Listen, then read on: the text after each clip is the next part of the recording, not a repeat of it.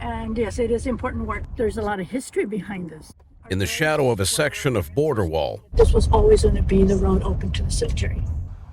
history lay waiting, resting, almost silenced for at least 150 years. There's history was never told.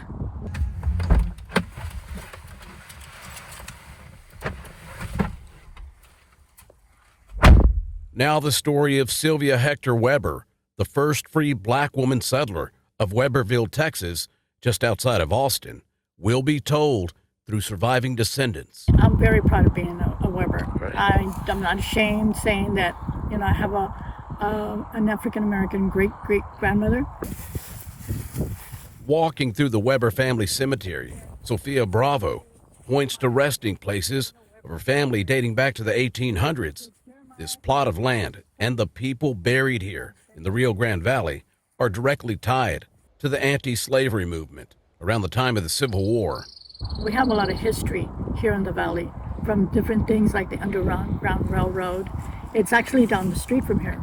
Her great-great-grandmother and great-great-grandfather, John Weber, first met in Weberville before 1829.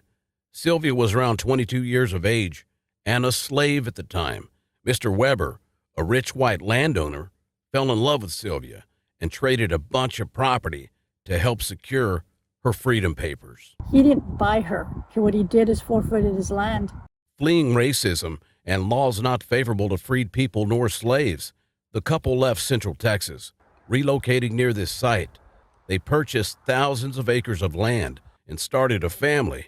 John and Sylvia went on to help enslaved people navigate the Underground Railroad in search of their own freedom on the other side of this not yet built wall, south to Mexico, where slavery was illegal, unlike the Republic of Texas and Confederate states. If they would get caught, they would be in trouble.